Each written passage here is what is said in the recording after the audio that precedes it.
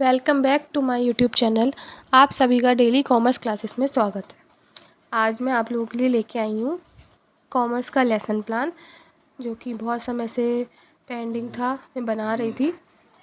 तो सबसे पहले हम शुरू करेंगे इसके दिनांक, विषय, प्रकरण, सब चीज़ों के डालने के बाद हम समान उद्देश्य, विशिष्ट उद्देश्य, शिक्षा सहायक सामग्री और पूर्व ज्ञान को दिखाएंगे। इसमें हमारे जो समान उद्देश्य हैं वो 6 से 7 भी हो सकते हैं और विशिष्ट उद्देश्य हमारे 3 ही होते हैं।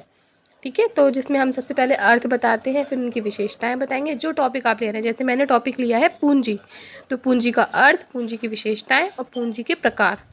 फिर शिक्षण सहायक सामग्री में वो डालते हैं जो इसका हम यूज़ करेंगे, चौक, डस्टर वगैरह। और फिर पूर्व ज्ञान में हमें देना होता है कि छात्र पूंजी के विषय में सामान्य जानकारी रखते हैं। फिर आएगा हमारा प्रस्तावना प्रश्न।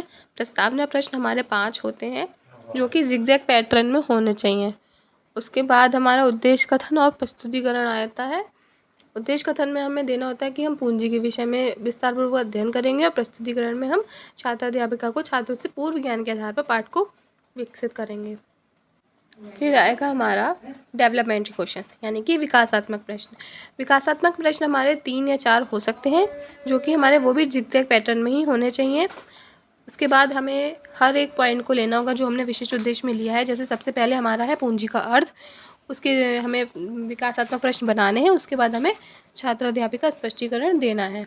हमें स्पष्टीकरण उतना ही देना है जितना हम वहाँ पर बोलें, बच्चों को समझाने के लिए बोलें। और हमारा नेक्स्ट टॉपिक आएगा पूंजी की विशेषताएं।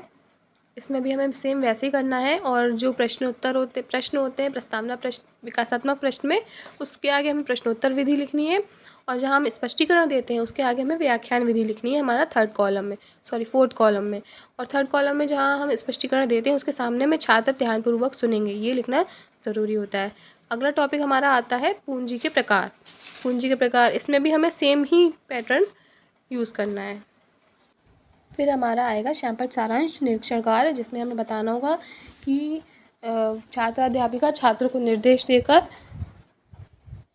वो उतारने का निर्देश देंगी। फिर पुनरावृत्ति प्रश्न देने होते हैं, जो कि हमारे 3 होते हैं पुनरावृत्ति प्रश्न, जो कि हमारे विशिष्ट उद्देश्य के आधार पर ही होने चाहिए। सबसे पहले अर्थ, फिर विशेषताएं और फिर प्रकार। ठीक है, उसके बाद हमें गृह कार्य देना होता है, जिसमें हम 3 क्वेश्चन दे सकते हैं या फिर हमें उन्हें पूरा विस्तारपूर्वक अध्ययन करने को दे सकते हैं। आई होप आप सबको समझ में आया होगा। Thanks for the watching the video. और भी वीडियोस के लिए चैनल को लाइक करिए, चैनल को सब्सक्राइब करिए और बेल आइकन को ज़रूर प्रेस करिए। उसके बाद अपने दोस्तों को, जो और भी दोस्त हैं आपके कॉमर्स से रिलेटेड, उनको शेयर करिएगा, जिससे उन्हें ये वीडियोस लेसन प्लान की उपलब्ध हो सकें। ज़्यादा से ज़्यादा शेयर करिए और प्लीज़ कमेंट में बताइए आपको कौन से टॉपिक का लेसन प्लान चाहिए।